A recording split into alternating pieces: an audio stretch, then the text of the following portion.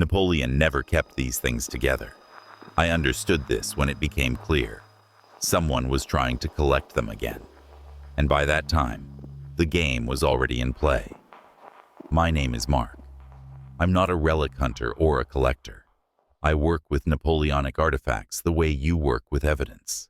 Provenance, traces, logic, documents, signatures, weight, wear, ownership history. I've stood in archives with fingers black from dust and a mind that couldn't sleep because one detail kept spinning in my head. In a world where people lie easily, objects almost never lie. They just stay silent and force you to listen differently.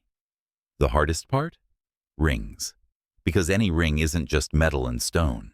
It's a gesture. It's a habit. It's someone's hand that touched a table, a sword, a letter, someone's shoulder. And if we're talking about Napoleon's ring, there's always another layer. Not mysticism, not legend, character, will, the habit of control. That's why I don't like the silence around Napoleon's things. It's always before the storm. I learned about Lot 1804 a week before the auction. Christie's, Paris. A room with soft light and security that moved as if the floor were made of other people's nerves. Lot 1804. Toi et moi. You and me. Napoleon's ring, given to Josephine in 1796. I remembered its touch before I saw it. Thin gold band. 2 pear-shaped stones facing each other, blue sapphire and clear diamond. Small. Less than a carat each. Almost modest. Almost without ambition. But modesty in Napoleon was always temporary. I stood before the display case and watched Napoleon's ring rest on blue velvet. And I noticed what I always noticed. It didn't lie confidently. It was impossible to place perfectly flat. It either tilted slightly or caught on the fabric with its stones, as if it didn't like being motionless. People in expensive coats passed nearby. They looked and saw romance, a gift, an engagement, a pair of stones as 2 hearts.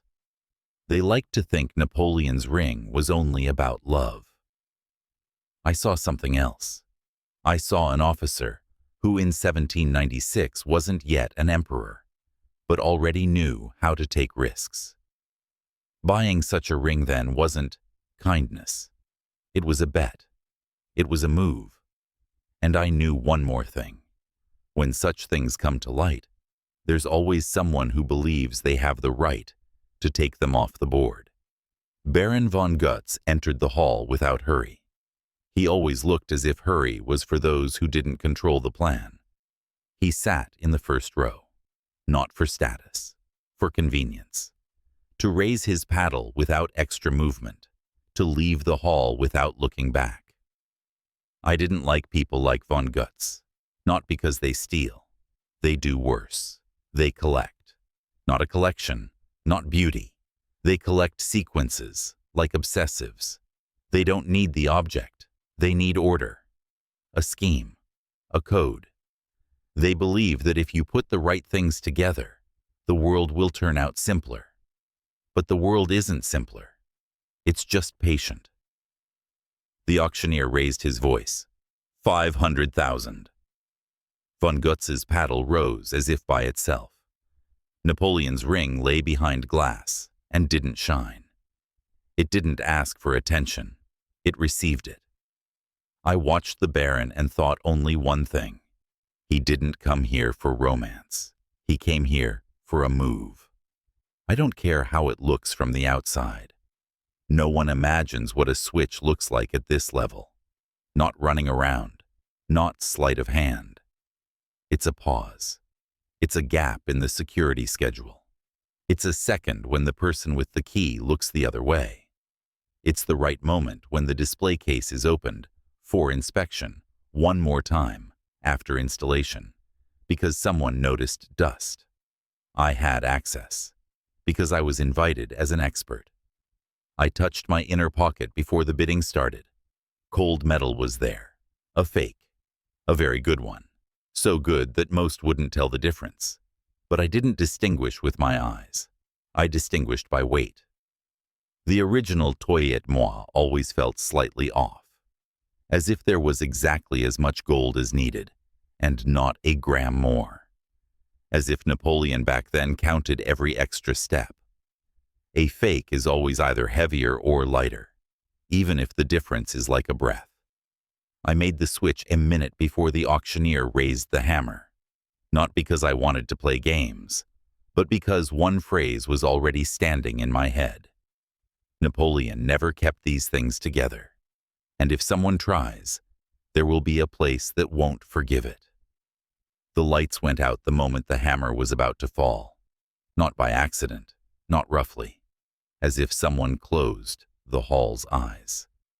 I heard the sound of glass, short, dry. Then silence, and immediately after, whispers, footsteps, security, voices. Emergency lighting came on. The display case stood. The locks were closed, the glass intact. The cushion inside was empty. Napoleon's ring had disappeared. People around gasped with shock, as if they'd lost not a piece of jewelry, but their own certainty. I didn't look at the cushion for long. I looked at the first row. Baron von Gootz's seat was empty. And then I felt for the first time the real metal cooling in my fingers, in my pocket. The real Napoleon's ring that I had no right to hold longer than a few seconds. I understood. Von Gutz left thinking he'd won. But actually, he'd only made the first move. The phone vibrated as I stepped outside. "Mark," Sophie said, and her voice was wrong, not businesslike, not calm. Sophie worked at a museum. She was a restorer. She knew how to look at metal as if it were alive, and also, she knew how to say very little. "What happened?" I asked. "In Belgium." She swallowed air. "Last night they broke into a museum. Ferme du Caillou, the house where he stayed before Waterloo." I stopped in the middle of the sidewalk, and people flowed around me like water around stone. "They took a ring," Sophie said. "Gold, 5 diamonds. Mark, it's the ring Napoleon wore before Waterloo." I felt my mouth go dry. Napoleon's ring with 5 diamonds. It always sounded like an object from the end. Not about you and me. About hold on. About don't let go. About hands that already tremble but still grip. "He never kept them together, Sophie," I said, quietly, harshly. "I know," she whispered. "But the Baron is already descending into the catacombs, and he thinks he has the original Toi et Moi." I looked at my reflection in the dark glass of a shop window. I looked like a man who hadn't yet understood he was already pulled in. "Then we go after him," I said. We met at an entrance tourists don't know about. Sophie was in a dark coat, hair pulled back, flashlight in hand. Her eyes were dry. That's what people look like when they've already passed the panic stage. "Do you have it?" she asked. I didn't answer right away, just nodded. Napoleon's Toi et Moi ring lay in my pocket, wrapped in cloth. I felt it not as jewelry, but as an obligation. We descended quickly. The catacombs were just a passage. There was no time for philosophy here. Footsteps were muffled by bones and stone. Turns changed like frames in editing. I counted them mechanically. Sophie walked confidently. She already knew where. "He's not alone," she said as we walked. I saw security movement near Les Invalides. Not official. The invalids. There. Napoleon. There his shadow. There a deaf memory that doesn't like being touched. We passed another corridor, and the space changed. The stone became smoother, the ceiling higher, This was no longer a basement that formed itself. This was a place someone made deliberately. What's ahead won't be a chase, I said. What's ahead will be a game, Sophie replied. And at that moment, we heard the mechanism. The hall was tall and cold. In the center stood a table, and behind it, a machine. The mechanical Turk. Wooden body, brass inlays, a figure in an oriental robe. Face, motionless, hands on the table, fingers carved so precisely it made you uneasy. The chessboard was already set up. I remembered 1809, Schönbrunn. Napoleon played with this machine. There's a story. He tried to move out of turn, and the Turk swept the pieces off the board, as if to say, no. Napoleon didn't like being told no. In front of the Turk, in the table, were 3 recesses. Not holes, not decorative notches, places, for shape, for weight. The first, narrow, for toi et moi, Napoleon's ring from the beginning. The second, deeper, for the late signet, Napoleon's ring from Waterloo. 5 diamonds like 5 points that won't let you relax. The third, empty, and it looked different, rougher, deeper, like a place not for activation, but for a stop. He's here, Sophie whispered. I heard footsteps behind us. You came on time, a voice said. A rare quality. Baron von Gutz stepped out of the shadow. Gun in one hand, and the signet in the other. Napoleon's ring with 5 diamonds flashed, as if it didn't like light, but was used to it. Insert it, Mark, he said, or she dies. He nodded at Sophie. Sophie stood calmly, but I saw her shoulders tense. She wasn't afraid for herself.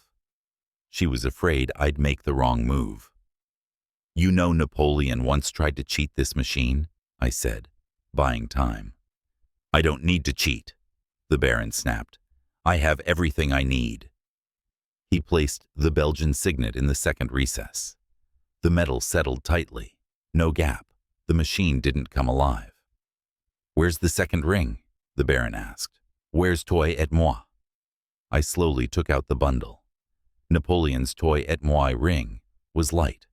The stones looked at each other like 2 decisions, between which it's impossible to choose one.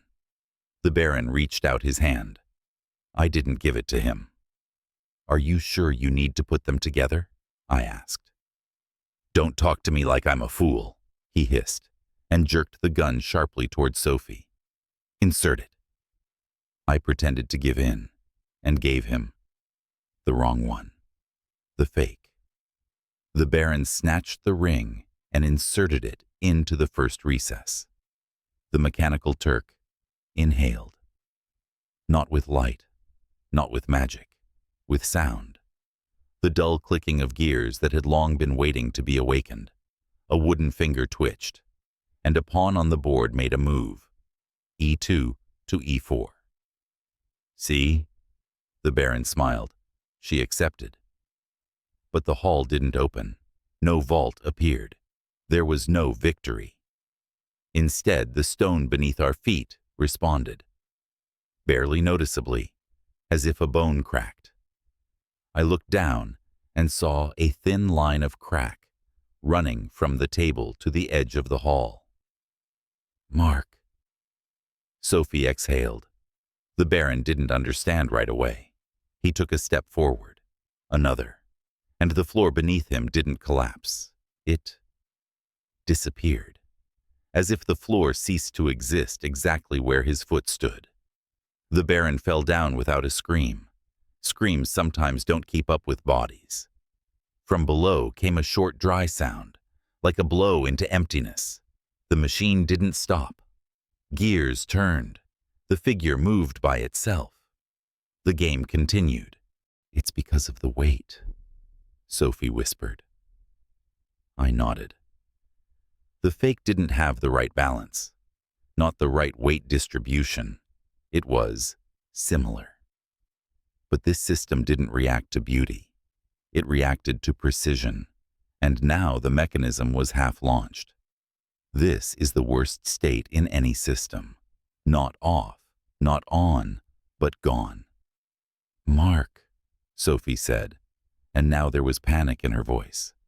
"If the Turk reaches the end of the sequence, we won't get out. It'll start breaking the hall. It'll break everything." I looked at the board. Pieces moved slowly but confidently. It was like a countdown no one had announced. I felt the real Napoleon's ring in my pocket. The original Toi et moi. And the third place. Empty. "There's one more," I said. "What?" Sophie turned sharply. "The third Napoleon's ring. The one no one shows. Not for display, for stopping." I looked at the third recess. There was no ring there. But there was a mechanism, a small lever, hidden in the wood. Blind, not obvious, as if it was made so that only someone who already understood could use it. The game can't be won. It can only be stopped. "We need the real Toi et moi," I said. Sophie was silent, but looked at me as if asking, "Don't be wrong." I took out the original. Napoleon's ring was cold. Sapphire and diamond looked at each other. I inserted it into the first recess, over the fake, pushing it out, like a wrong move. The gears hummed louder. The figure made another move. The crack in the floor widened. We had no time.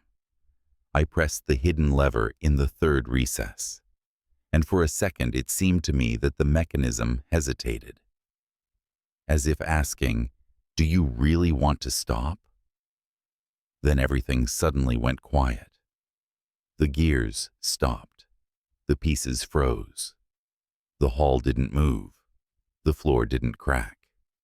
The mechanical Turk sat motionless, like an old actor after a performance. We got outside at dawn. Paris was pink and indifferent. The city always seems indifferent after you return from a place where it could have fallen apart, and didn't. We stood by the Seine. Sophie looked at the water. I looked at my hand. I took out Toi et moi. The sapphire had darkened, not cracked, not fallen out. It just stopped shining the way a stone shines when people look at it. I wanted to throw Napoleon's ring into the water, and again, I felt I couldn't. Not because it's a waste of money, not because it's beautiful, because Napoleon didn't destroy such things. He left them.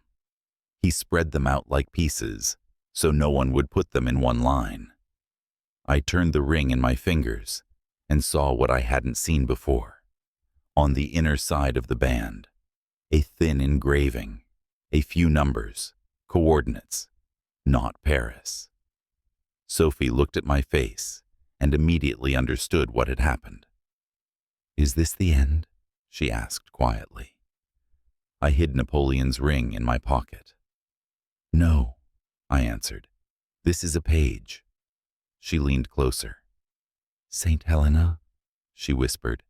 I barely smiled, not joyfully, more like a man who had just understood the scale. "No," I said. "This is the place where he hid the fourth ring." Sophie slowly exhaled. "Fourth? The one even the archives don't know about," I said, "because it was never supposed to reach people." We stood by the water. The sun was rising, and I remembered again the first phrase where it all began. Napoleon never kept these things together, but someone had already tried, and judging by the coordinates, they'll try again.